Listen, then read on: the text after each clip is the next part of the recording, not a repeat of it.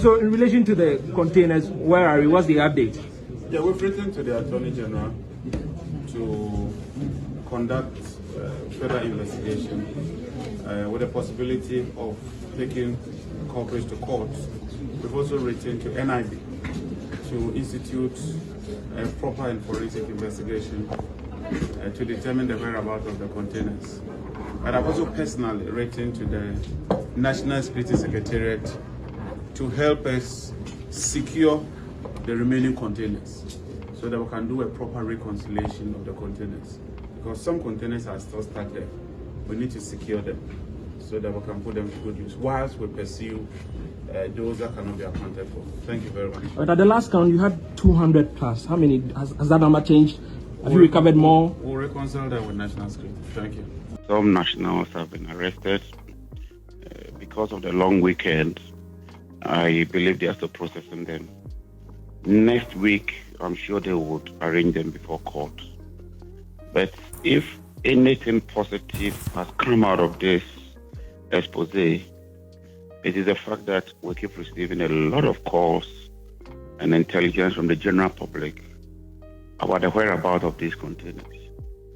Most of the factories and the warehouses we have uncovered these cables are as a result of Ghanaians, patriotic citizens who call in and out and offer information. And it does appear that this is very invasive.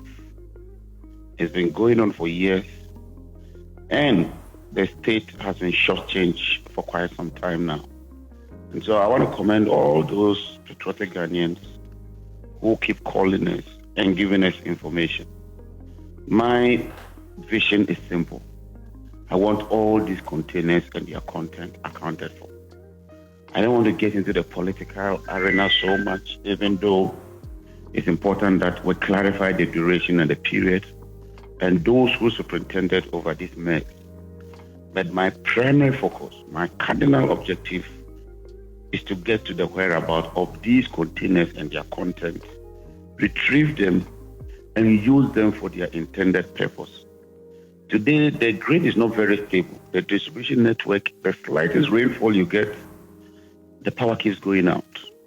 Most of the system is overloaded. We need this equipment to inject into the system, stabilize power, and recover the money.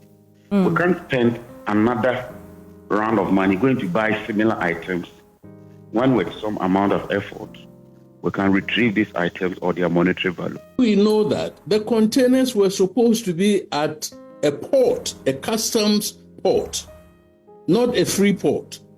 Now, to get these containers out, you need to follow procedures.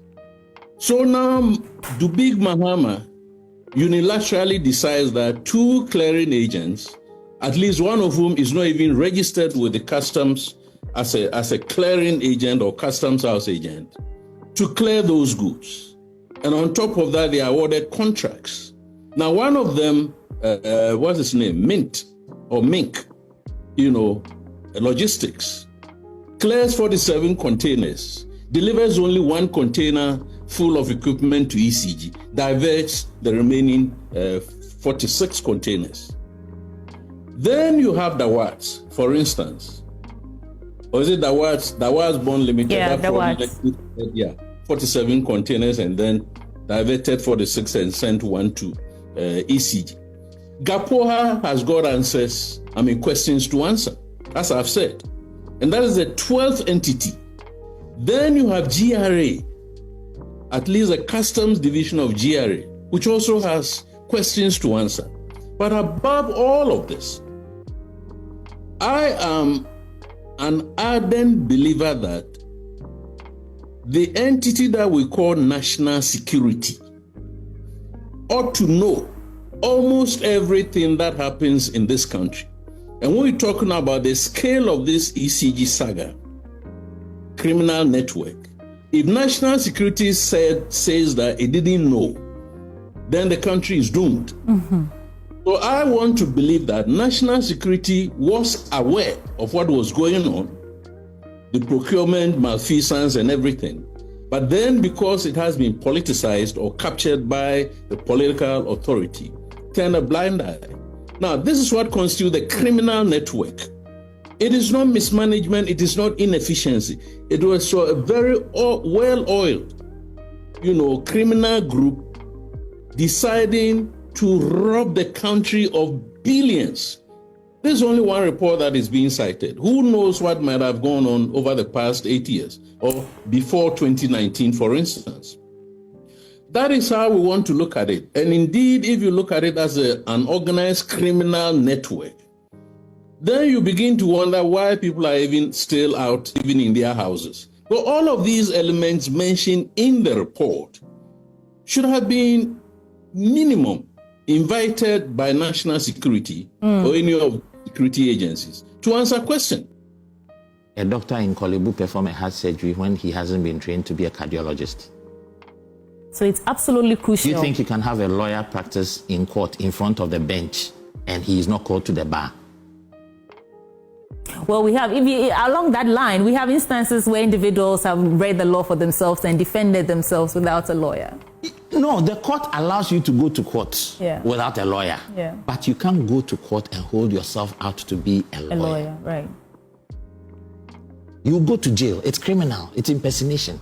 You think that's a contributing factor to what we're seeing? And this problem, listen, I'm putting it on record. When President Akufo-Addo appointed the board back in 2017, or no, his second term, I wrote to him personally to tell him, I sent a copy to his office myself. I sent a copy to the Council of State. I sent a copy to Parliament, to the Speaker. And I wrote to him to point out that he's in violation of two acts, 663 and 651. 651 is labor law, 663 Procurement Act as amended. And I pointed out to him that there is a provision in the act that says that the chairman should be qualified, competent, and experienced. And I quoted the definitions of both from Black's Law Dictionary. For someone to be defined as competent, he should have been trained and examined and possibly licensed. For someone to be experienced, he should have held the job and done it. So you can't call yourself a procurement person when you haven't been examined, you haven't gone to school, and you haven't held a title, a job that requires that you practice procurement. While that is crucial, Afenyo was just saying that the man said it's some sort of laid down procedure. It's what he came to meet. It's a practice. So, It doesn't make it right. So you see, the problem is that I said it here with Samson on Newsfile some time back, that if a fish will rot, it starts from the head. If the composition of the board that was supposed to regulate the practice is defective, you shouldn't be surprised that this will happen. So your chairman at the time, Professor Mayor Kumfi, distinguished academic, he's a zoologist par excellence. He was a deputy minister, or he was a minister of education. He was, by virtue of being a minister of education, he's the head of procurement entity. And that is his only experience to procurement.